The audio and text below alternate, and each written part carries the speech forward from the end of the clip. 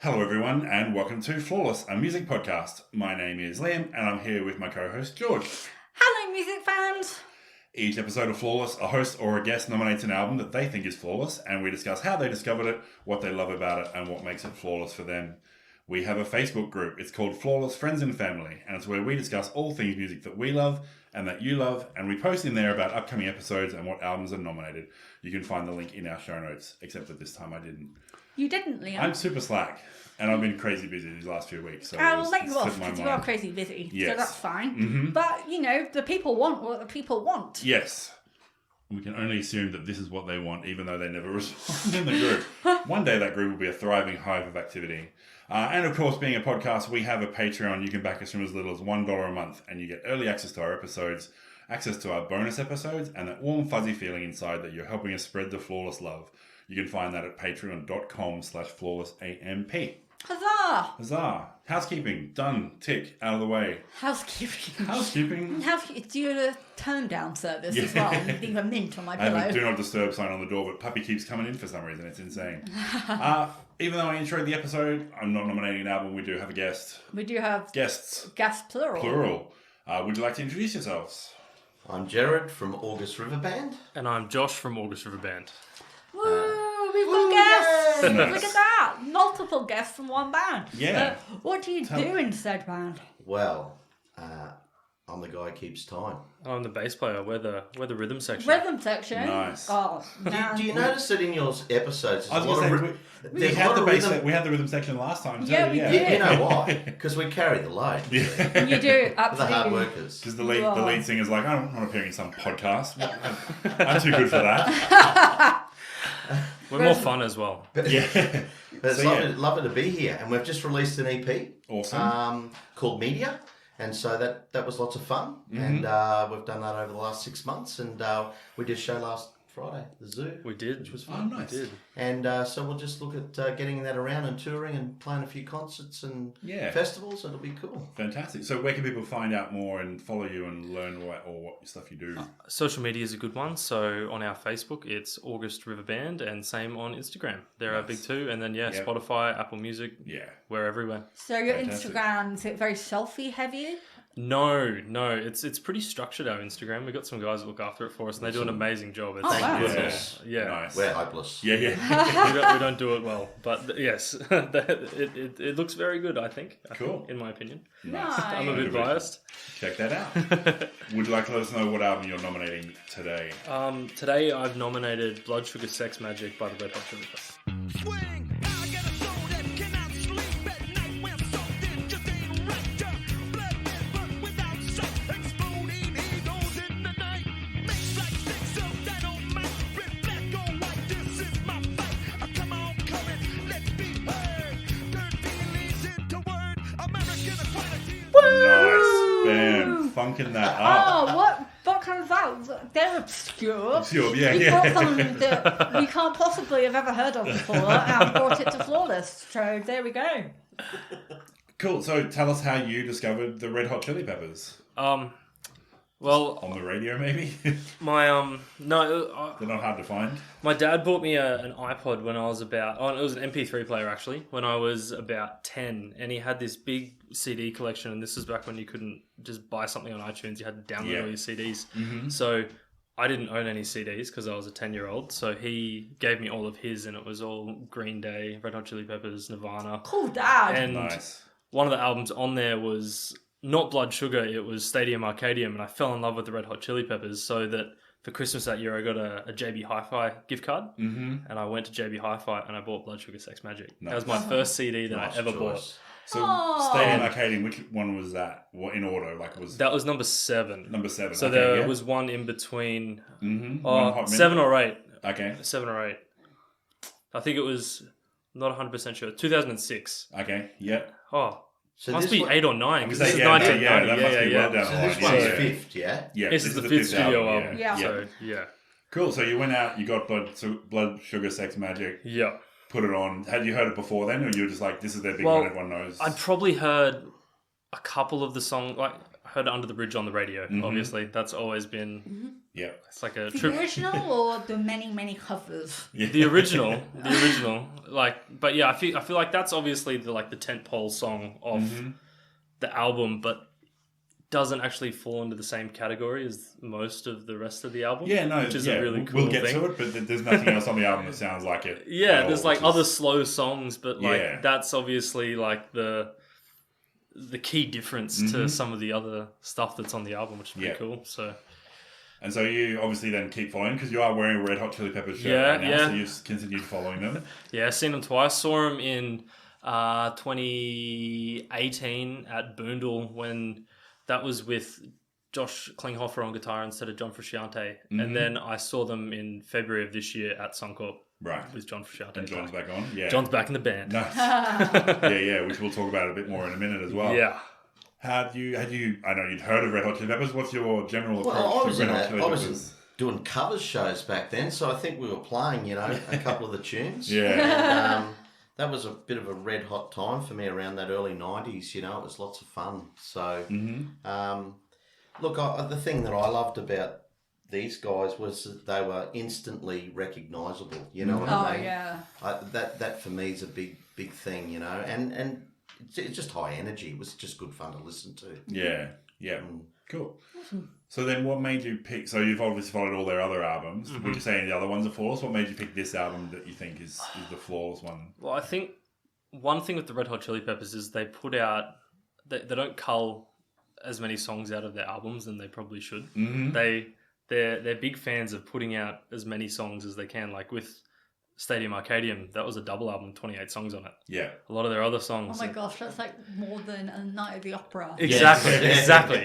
And they had Mars and Jupiter on Stadium Arcadium 2 CD pack. And then a lot of the other albums, they're 16, the same with Blood Sugar, it's all 16, 17 track albums. But I feel like Blood Sugar's the only one that, because it was obviously in a similar era to their fourth studio album, Mother's Milk, which they did with a different producer. But then I feel like Blood Sugar's a good meld of the new stuff that was to come with By the Way and Californication.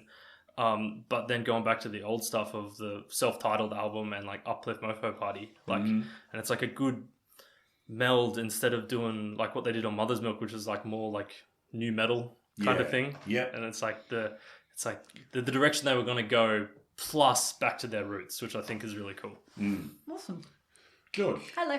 We'll bypass have you heard of Red Hot Chili Peppers and go straight to what's your involvement overall with Red Hot Chili Peppers and had you seen them live? Oh, I thought you were inferring something. Look, they've gotten around to enough people that they spread the seed. Yeah. But I was not a recipient. I have seen them live probably a couple of times in the 90s at festivals, so big stages, headlining with bands like Queens of the Stone Age and stuff like that. So so I saw them. I couldn't remember which ones in particular. So it would be Reading or Leeds or Glastonbury or V or whatever. I don't know. I've seen them a couple of times, and I know all the singles from this. And I've danced to at least 3 of them in rock clubs underage as. That's Jordan's thing, is underage rock clubs. Underage rock. So I started clubbing when I was 13, and passed as an 18-year-old and gradually got older and older. At one point, I had to graduate uni and lie to all my friends, and I still hadn't finished high school. So it was a different time, people. They didn't check your ID like they do now. So I knew all the singles, and a bunch of my friends have this album. It came out in 91, so I was by 94, 95, I had MTV, so they're also big on that. They're all over it, and them with stood around half naked and stuff like that. They made an icon of themselves. So I've heard the album all the way through millions of times. This was the first time I did a deep dive. Yeah. So you had heard the album before? I had heard the album. Okay. It's been on in the background, like whilst I've been at house parties and like hanging out, usually with broody guys of some description who were trying to get into my pants. And they'd be like, "Hey, have you heard this?" And I'm like, "Oh, this again." No, I'm really impressed. I'm really impressed by the album. I'm like, and we'll get to the references to all the jazz musicians. But if they'd have brought out a Miles Davis album, I'd be in their place. But no, they brought this out as a steady stalwart. Yes, I've heard the album before. Awesome. So, Liam, Hello. you've heard the band. I have heard the band. Had you heard the album, the singles, seen them? I knew all the singles. I half saw them when they played a Big Day Out like 15, 16 years ago, like a long time ago, back when Big Day Out was still a thing and when I still went to it. So I don't remember actually staying. They must have seen them a bit sort of walking past and going to other things. I didn't stick around, but I remember seeing them play a little bit here and there, but that's about it. Flea is one energetic fucker. They're all super energetic. Yeah. Yes. Especially definitely. But yes, they're all like and like you said, they're iconic. They're visually like, they want your attention. They're not just like, oh, we can't. We've talked about bands that are like super introverted and like, oh, we love making music, but we don't love performing it, but we kind of know we have to, so we go through the motions of performing it. Whereas these guys are like, we just want everybody looking at us all the time.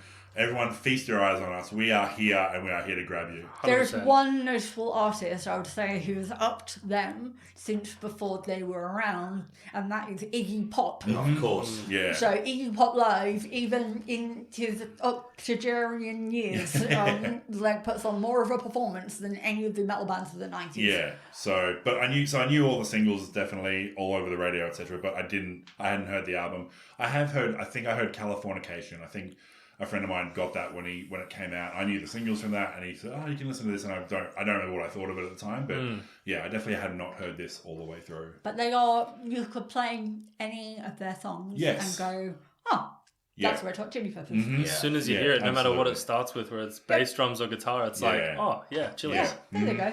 Ta-da. So it was released on September 24th, 1991 by Warner Brothers Records. It was produced by Rick Rubin. Like you said, their previous album, Mother's Milk, sort of, they used a bit more heavy metal guitar riffs and stuff like that, and this one was a bit less of that, a bit more melodic.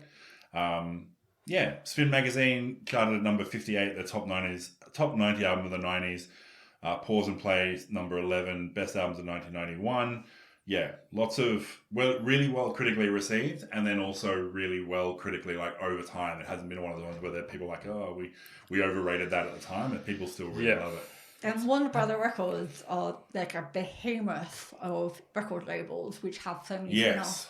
But they have people like Black Sabbath and Van Halen, but they also have people like Devo, Kylie, and Bette Midler. Mm-hmm. So they'll go, where is the money? Yeah. Warner Brothers don't have a studio style. If you'll make the money, they'll sign you. Yeah, which is why Beyonce was partnered with them. Also, Joni Mitchell. And Red Chili Peppers. Yeah. Did you want to take us through the lineup of the band at the time when this album came out? So the band at this time, this was the second album that they'd done with John Frusciante on guitar. Mm-hmm. And then this is also, I think this is the third album they did with Chad Smith. Mm-hmm. And then, obviously Flea on bass, Anthony Kiedis on vocals, which have been the only two original members to stay in the band the whole time to this date. Well, actually, Anthony Kiedis got kicked out in the 80s, but they let him back in. Mm-hmm. They didn't do anything while he was gone. But... And then Chad Smith has stayed in the band since that's when he joined. So Chad Smith's been in the band ever since. John's left twice. He left right after this album and then didn't come back until... was it Californication? Did he come back? Yeah. Whichever one came out in 97. So 97. Might have been the one before. The Californication was like 99, I think. Yeah, By the Way, 97? Yeah. So this came out in 91. He left the band straight after. Didn't like fame. Was like, we're going to be superstars. And he's like, I don't want to be a superstar. Obviously had a big thing of drug use as well. And obviously that probably played into it a little bit. But they all did. Yes, absolutely. But the big thing for him was like, I don't want to be a stadium rocking world beater. He picked the wrong band. Yeah, that's it. Yeah, I think he just wanted to play guitar and do some fun stuff with his friends, and it turned into a bigger thing. Well, so he was a fan of the Red Hot Chili Peppers. If you read Anthony Kiedis' book, he goes through like all of it. Is like they found an 18-year-old like John Frusciante just like at the front of the mosh pit, and he just knew all the guitar parts. Yeah, it's like, oh yeah, cool, you can play. Yeah. So it's Australian band UMI, Davey Lane, who joined them. So they were a 3-piece up until a point, and then they joined, and he joined. And he was, they were all in their mid-30s, and he was 21. And he just loved them his entire life and knew all the guitar parts. And then when they auditioned people, he's like, I can literally play all of Tim's guitar parts for you and do all this stuff. So, so he left. They were recording quite prolifically. This was album number 5.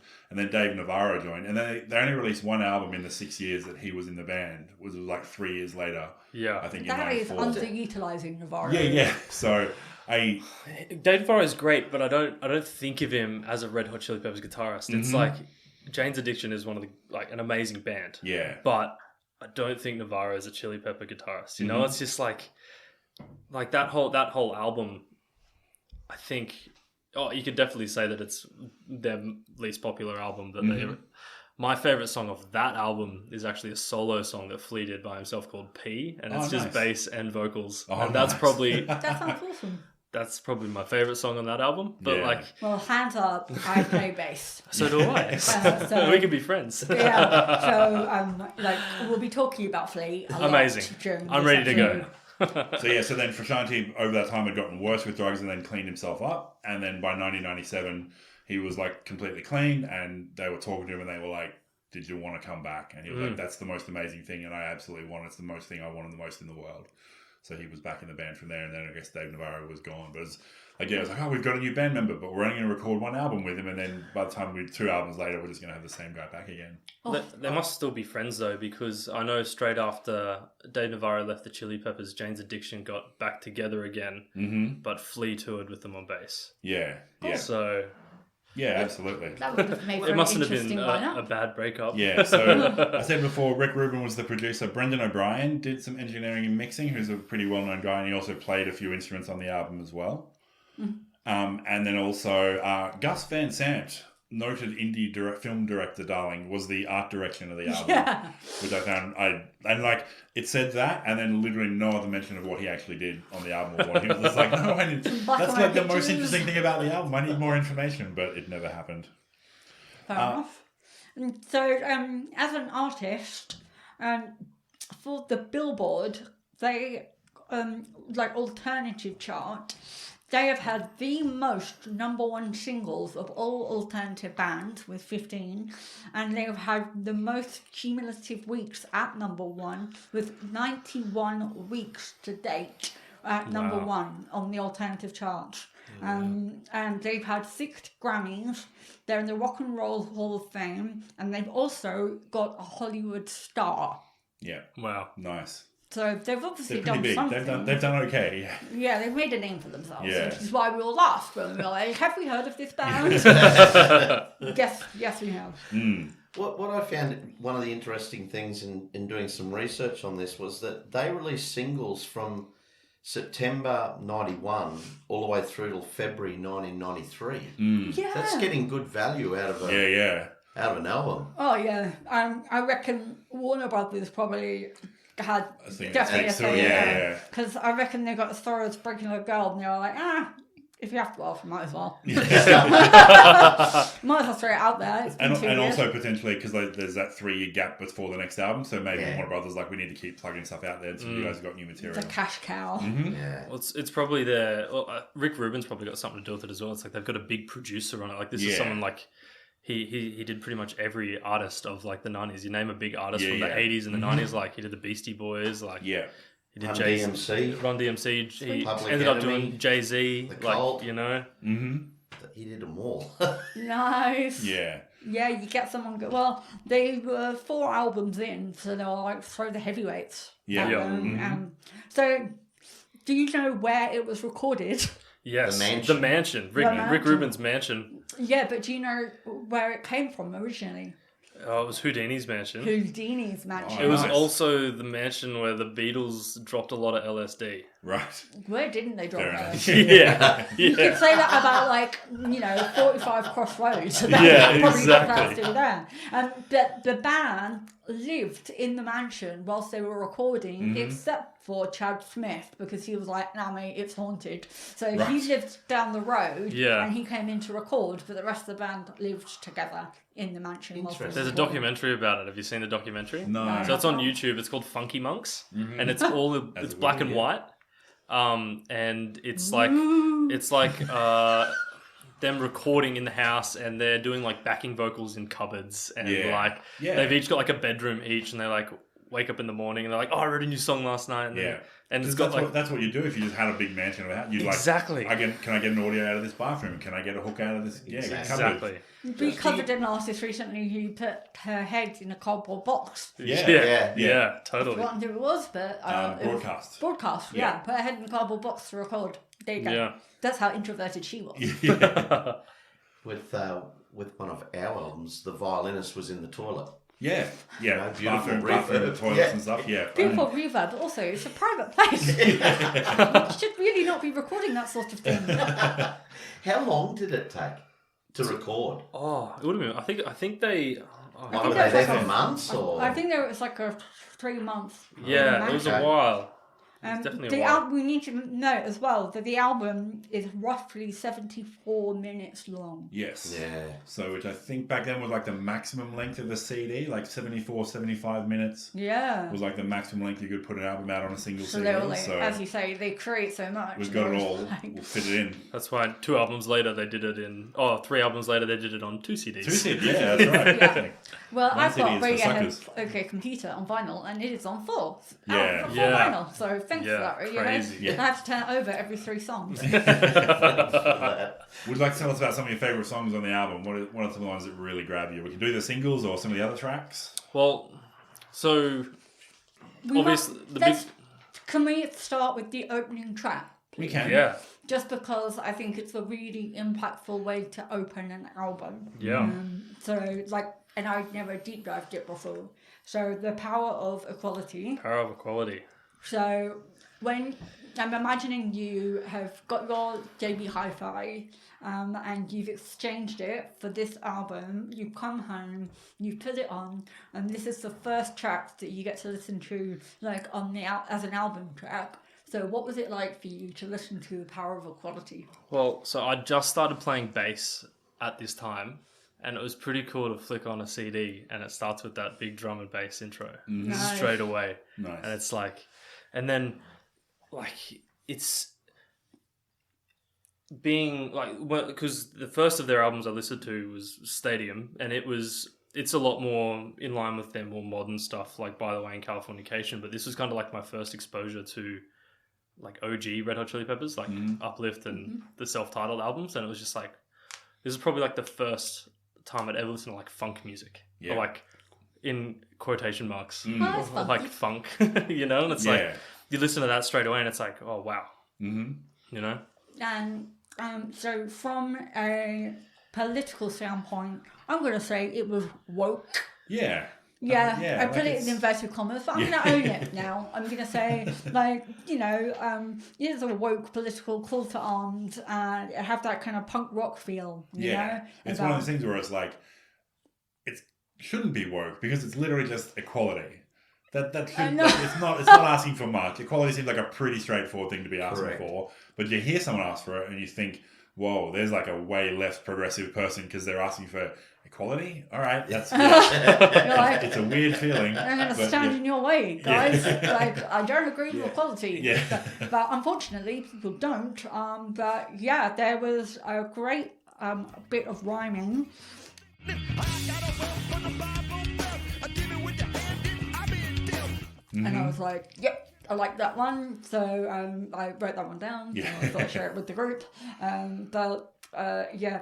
But I think Anthony Kiedis loves his really short rhyming couples and groups. Like it's not like really long, stressed out lines that maybe rhyme at the end. He just because he's doing those little flick vocals the way he does for a lot of the songs. Some of them he doesn't, but yeah, which means you really want to hit that rhyming note beat of like really quickly. So I think it's really cool. And and he goes between singing, speaking, pseudo rapping, and like staccato, and he does a whole mixture of like vocal styles to go with his like poetry books that he keeps.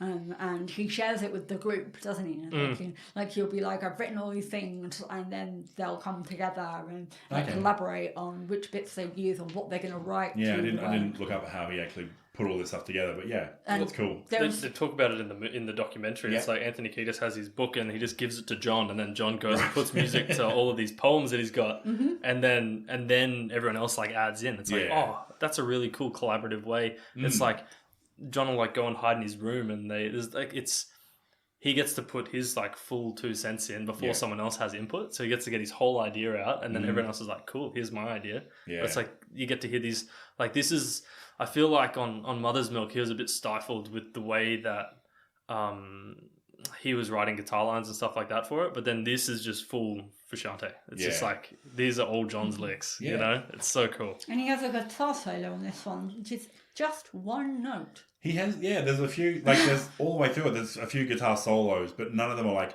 big, massive, wailing, wanky ones. Like, they're just real short, sharp, usually what we call them solos, they're still woven into the feel of it. Like, it's not him standing out on the front of the stage going, look at me and this thing I'm going to do, and everyone else shut up while I do this thing. Like, it's just sort of woven into it. But he's not that kind of person, though. No, that's right, And then when he does do that stuff, it's not just all about him. It's all like an interactive experience with Flea and Chad as well. It's like, I don't think you could like have a Red Hot Chili Peppers guitar solo that wasn't also featuring the drums and the bass at the same time. It's like, it's not even, you wouldn't even call it a guitar solo. It's like an instrumental breakdown, or like a solo. Yeah, like we think of it as a solo because that's what traditionally it's called when it's like a different melody off the rest of the song. But it's not a solo as in he's doing it on himself. Yeah, they're such an interactive band. It's like, like Flea's got a lot of jazz influences because his stepdad was a jazz trumpet player, and he played trumpet as a kid as well. And like you can hear a lot of that. So this could have been a ska band. Is that what it could have been ska so easily. Dangerously close to Well, ska. some of the early stuff is like verging on that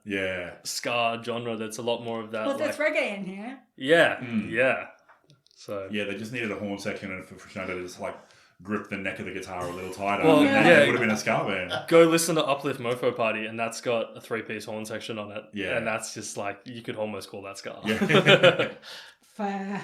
Nice. There's a reference to Flea in If You Have to Ask, which is that 5th single that they threw in 93. Which is such a weird choice. Like, I know they were stretching for like 5 singles, but this is such a weird choice for a single. Yeah, that jazzy muted guitar, spoken vocals, the smooth, slow, sexy bass, funky drums, the high harmony vocals, solo with the whammy bar, there's random applause, and he sings. Upper middle class, born to storm on boredom's face. Add a little lust to the funky ass flea bass, most in the And I'm like, funky ass. Yeah.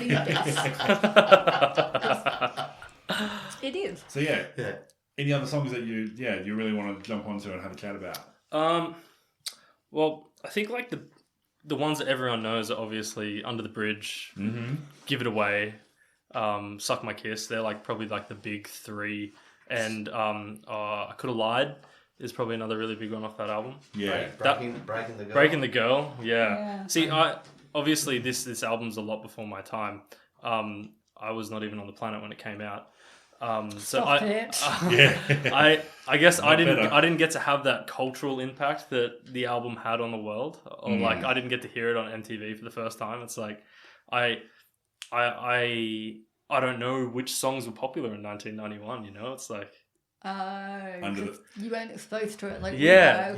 I had MTV and the radio, so Under the Bridge was on. Yes. And there was a Under the Bridge was definitely the 4-piece big girl one. band in the UK called the All Saints that did a cover of it, and I was like, why are they doing a cover? This is literally about doing heroin under a bridge. Exactly. Like, the lowest point in his life. lowest point of his life, thinking he's gonna die, and these 4 pretty girls are just like walking around in camo shorts, singing under the bridge in a R&B fashion. It was most peculiar. Well, like I guess we're talking about that song now. So yeah. I think that's in the top 5 most recognizable guitar intros to a song of all time. Mm-hmm. You know, it's probably I'm just hearing it right now. yeah. It's like you can't think about that song and you don't instantly think about any other parts of that song. You think of the guitars, like the guitar intro first. It's like that's the thing. You think Under the Bridge, you think do do do do do do do do do do do. It's like that straight away. Yeah. For the record, that song hit me so much when I was like listening to it. When I started learning the guitar when I was 10, I Yeah. was learning to play that song on the guitar because Mm-hmm. I was like, when I was 12 when I got my first electric guitar. Yeah. And I was learning how to play it and so like that song sticks in my memory quite a lot. Yeah. So, originally wasn't even going to be a song. Like Kiedis just sort of wrote a bit of a poem, and it was like well before they'd started recording the album, and there was like this, really dark thoughts and his lowest point of his life. And then Rick Rubin actually stumbled across it in the album notes that I don't know, I guess lying around, and was like, hey, this is actually really good. You should show it to the rest of the band. And then they came up, like you said, they took it away and came up with the music that went behind it, and then brought it back and turned it into this really huge thing. And Ruben must have brought in that choir of kids to sing. It's Gal Frusciante, so I'm assuming that's John Frusciante's wife. It's his wife and friends. Yeah, and friends, yeah. They do it in the documentary, and they get them all like around one microphone, and they're all like singing up into the air, Nice. and they're all just like crowded around it. It's so cool. That's sweet. Yeah. That But makes an impact on the song because it sounds like the angels are coming to get him. But it does. Yeah. And the one thing that I like about this song, as well as like a lot of the other songs on the album, is they're all in, balls to the wall from the start. And it's like this song starts with guitar, vocals comes in, gets to the second half of the first verse or the second verse, whatever you want to call it. Bass plays one note, plays an E, and it's like boom. And then the drums come in, and then the bass still doesn't come in until they get to the chorus. And it's like all like the orchestration of it, just layering it up. It's like they don't really do that on any other songs. It's like they do the one by one, and it has a massive impact. Yeah. And then like the way that it's got so many different sections to it as well. It's like it's got the intro, it's got the verses, the chorus, then you have the full massive like bridge at the end of the song. Yeah, with the choir and everything. It's crazy. It's like it's almost like Sweet Child of Mine by Guns N' Roses, where it's got like the big different like sections in it, you know, Yeah, that are all movement. separately like as eventful as the other one.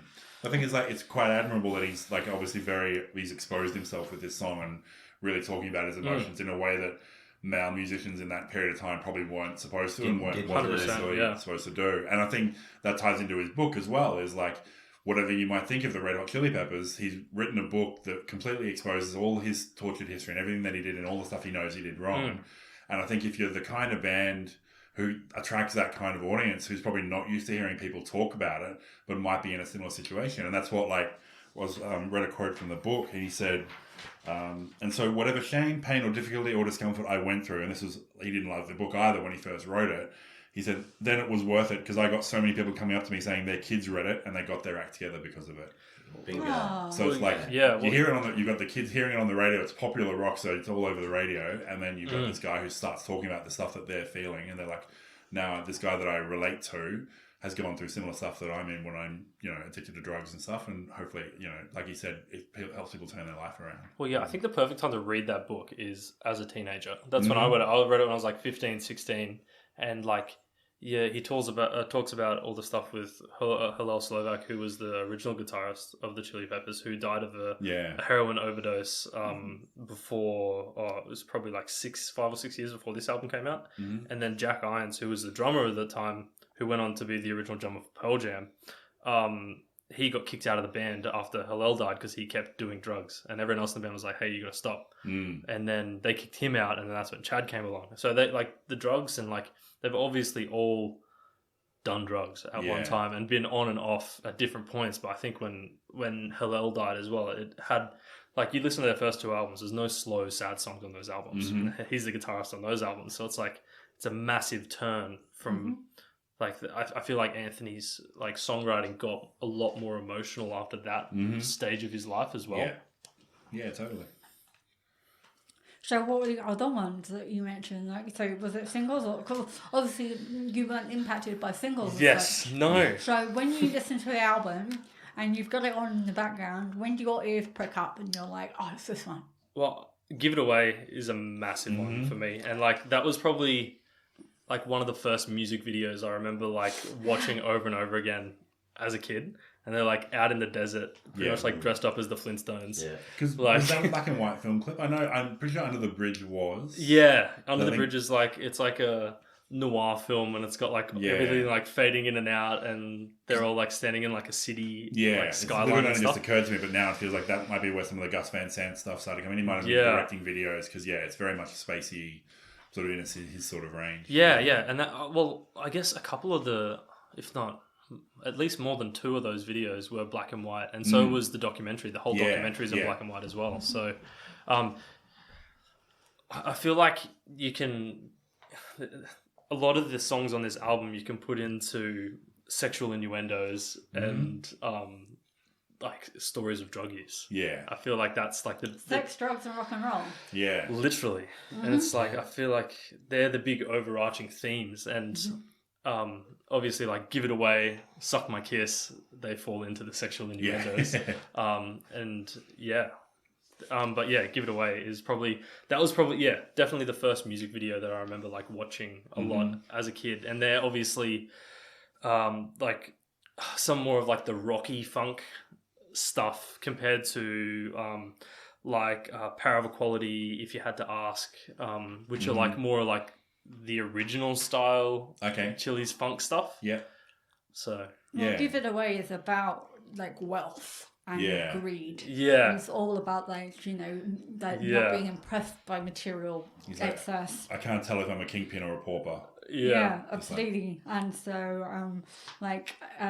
the whole, like, that's doing the punk rock stuff again, like, calling people out for having their excess and, like, other people being put down and, like, and then that being a single, their first single that came out preceding the album, and, like, people had no idea. I guess it was just such a funky tune. That's the thing. I think it hides Yeah. it behind like a Yeah. really big hooky I think you had sound and like- a fist pumping chorus that everyone can sing along to. Like you just hear it once and you're like, oh, I can like second time in the song I'm going to be able to sing along to the chorus. pretty much me when I was Yeah. 13. And I was just like, yep, I know how to sing along to this one.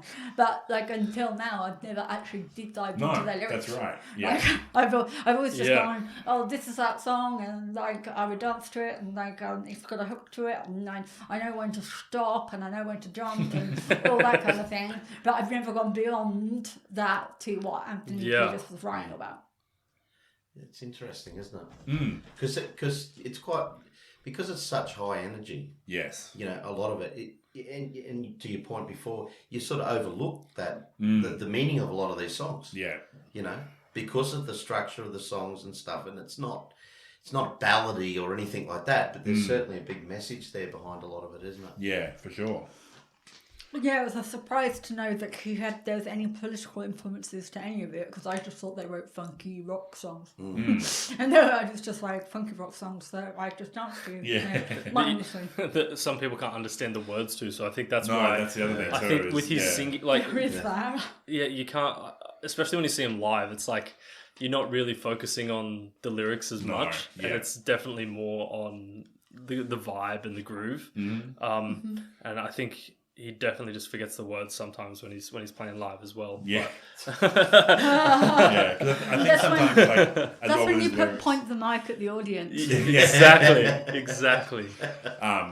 think sometimes with lyrics some of it, like he'll be like, oh, I've got two really good lines, but I don't know what to put in the third, but I want to hit the rhyme. So he'll just put a few little slightly random words in there. Yeah. So in like Mellowship Slinky in B major, he says, I got a mellowship, I got a fellowship, I got a non-stop yo swan, yellow chip. Born to adore the big bad bison, a thunderstorm and a man like Tyson, popcorn. and I'm like, what is any of that What mean? is that? It's just like vocal scatting for him, which is like, if that's what he wants to do, that's what he wants to do. But it's like, He's either a lyrical genius or like, and when he can't quite reach the genius level, he doesn't try. Yeah. He's just like, well, I'm not. That's fine. I'm down here. or it's on another level and we're just not there yet, and he's That's like it, ahead yeah. of us. And he is kind of like scatting in that, like with Yeah. his vocal style, Yeah. and he's referencing like jazz legends like Count Basie, Duke Wellington, Miles Davis, Billie Holiday, like to like name a few. Like I didn't even get down to all of them. But like there's obviously a jazz influence to what they're doing, and 100%. they're going to the jazz greats to do it as well. Especially when you've got like in B major in the title, like that's a very jazzy thing to say. This is a song and it's in this key if anyone wants to, do along or play along. And is it in B major though? I should have I checked. don't know. I should have taken my guitar. I haven't checked that either. I'm definitely the I'm a wrong trained person to jazz ask. musician, so I probably should have checked Oh. this, but I didn't. No, how dare you? So, like, you did not do your homework, young man. Exactly. Fair enough. Yes, so there was also the haunting intro of the title track of Blood Sugar Sex Magic. Yeah, like an old school 70s, like a retro spooky number. Yeah, it Yeah, was. it's like a haunted house. It's Yeah. And then this is one of the ones we talked about where he changes his voice. So he's got like low, growly vocals. Which he does on the second one. So, because obviously I knew his vocal style. And then that's what he does on the first track. And then the second track, his vocals just sound nothing like I've ever heard before. Because none of their singles, he doesn't sing like that on any of the singles. All the singles he always sings this way. But he's got like a whole different vocal set that he uses on other songs.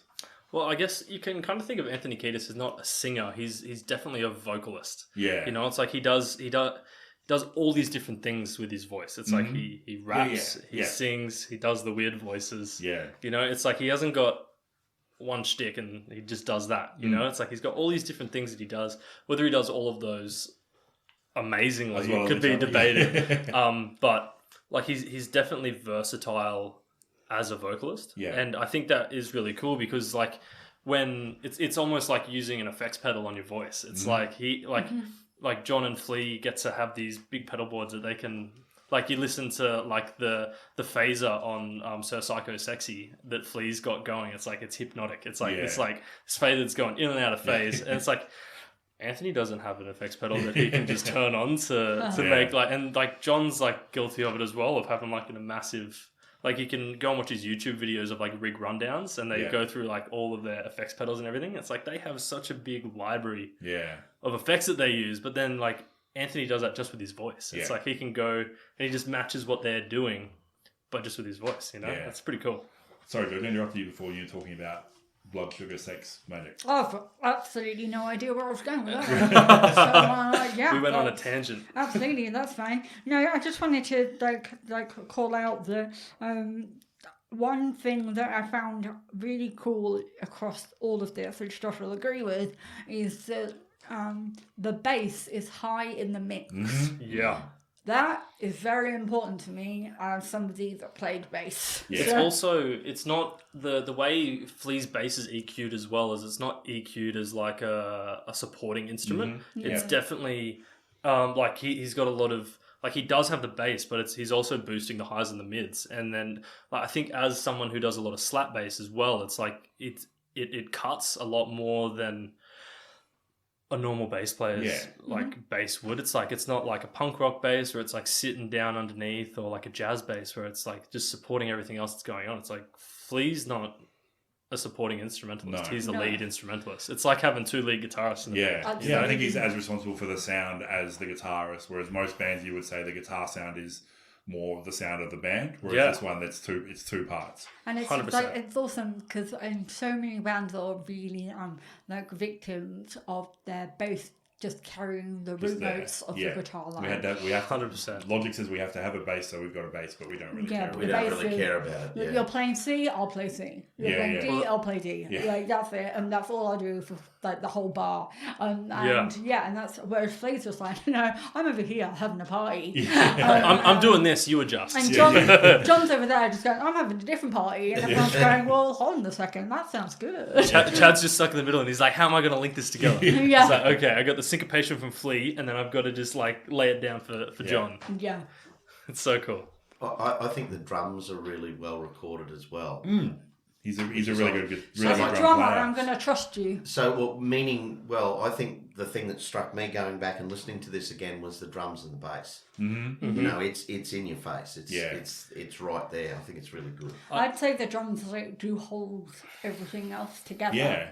Like, I know drummers are supposed to like lay the line, but they don't necessarily, they sometimes deviate a lot more. Whereas our Chad over here is like, no, I've got unwieldy people all Yeah, around me, that's the and thing so is- I need to keep them in line. I'm the sensible one here. Yeah. So Yeah. You've often got a band which will have one big piece or two big pieces and one supporting, but this band's got 3 guitar, bass, and vocalists all doing not their own thing, but they're creating their own space. And Yes. so you need a good drummer behind that too. They're all hold very it big together. personalities. Yeah, And then yeah. Chad's the quiet one Yeah. in the corner. It's like, even in the interviews and stuff, it's like, John's the quiet one when you're talking to Yeah. him, but like on stage, he's got a massive personality. Yeah. But then Chad's just in the corner. But like the way Chad plays, it's very intricate. Like if you just listen to the drums when you listen to a Red Hot Chili Peppers song, you'll pick up like he's just playing time, but where he'll like in between each couple of bars, he'll swap around where he like does the hi-hats or where he like puts a snare hit or he's something very like that. hi-hat heavy, and, Yeah. and that's his thing. Like he changes that, so it's very cool. And you know what's interesting about what you've all just said is the fact that I think that's why they're really instantly recognisable. Yeah. Mm-hmm. Because there is this bang, bang, bang, you know, Yeah. and it's all coming at you. I've It just gives got this idea though that like Chad sat down and John comes in. He's like, "I've got this idea for a riff," and Chad's like, "It's not going to be 4/4, is it?" and so he's just like inventing something on the spot, going, "Oh, 7/12, yeah, perfect, yeah, that's going to make perfect sense. Brilliant, thanks." Good things I've been listening to all these jazz drummers all this Yeah. time. Yeah, totally. Yeah. Cool. All right, we're about running out of time. Did you have anything else you wanted to cover about the album before we do your final pitch? Any songs you haven't covered that you really wanted to talk to, or anything else that any live band stories that you want to talk to? Seeing them live? I just wanted to say, which is kind of not in this particular, because I think it was earlier than this, but there was a legendary thing that happened here in Brisbane at Festival Hall, Okay. where the Chili Peppers played at Festival Hall, and they did the nude thing with Well, the socks. they weren't allowed Yeah. to do that in Australia, so they did the floral dress tour. But it turned into socks on cocks, which Yeah, is what they right. did everywhere else. Where the Australian government said, no, you're not allowed to wear, you're not allowed to be definitely naked did on it. stage. And then they just, what they did halfway through this, I've heard stories because my dad was at that concert. Yeah. And they just tore the dresses off and just Right. had socks on Correct. the Socks socks. on Cox. Nice. Because I had some mates that were there too, and so Yeah. that was pretty Awesome. legendary. Yeah. Totally. Cool. All right. Did you want to give us your final pitch for why Blood, Sugar, Sex, Magic, which I still cannot say off the top of my head? I think it's because it's 4 words and the name is 4 words. So I keep wanting to go Blood, Red, Sex, Killing or something. Anyway, Blood, Sugar, Sex, Magic by the Red Hot Chili Peppers. Your final pitch. I think this album is flawless because of not just because of the songs, but because of everyone that contributed to it. So you've got all those people that you rattled off at the start, but mainly John, Anthony, Chad, and Flea, and then Rick Rubin. Like I think he had a crazy influence on the band that like he got them together and actually like made them make sense. And I think that's a really cool thing about this album is it's got that raw Chili Peppers from the first couple of albums, and then it's got this new progressive, more ballady rock like Under the Bridge, and then the more funky rock stuff, and then it's got these slower songs like I Could Have Lied and Breaking the Girl. It's like it's just there's so many different types of songs on this that they then went on to do like just that one type of music in later albums, or did that one type of music on earlier albums. But this album, it's like 3 different styles of Red Hot Chili Peppers in one album. Yeah. Like, and then I can't, as I said before, I can't attest to the social impact that it had at the time, but like even just hearing it, like how it rated on the charts and stuff like that, it's like this was a prolific album at the time. And like I know that had a big impact on me when I was a kid, and I think it's a pretty amazing album. Awesome. Awesome. George. We're not going to share it. Oh, Jared, did you have any final thoughts or a final pitch you wanted Not to? really, it's a great album. It's iconic. Yeah. That's the word. The one thing for me, I suppose, again, going back and listening to this over, is that the singles to me are singles I suppose we've been trained, and they're the ones that are popular. There's a bit samey with a lot of the stuff for me in some of going through it with, like we said, 17 tracks, but instantly recognisable. Hot Chili Peppers, Majik, like album, spot on. Yeah, Nice, Awesome. cool. So, me. Final thoughts and a thumbs up or a thumbs down for Red Hot Chili Peppers. Okie doke. So, I knew the singles and having it in the background, but mainly from rock clubs, and the band, let's say, are infamous for many social stunts that they have done and for their sound. Their jazz influence and big band influence are awesome, and so I really enjoyed having that as a mash with rapping and rock and like bringing that into the charts for a change, because I'm a massive jazz fan, so I get a little bit excited when I hear jazz and music. But so I was really looking forward to doing the deep dive for Flawless. Like, this is a part of my childhood, right? The kicker for me though was doing the deep dive. I read the lyrics. Lyrically, this has not held.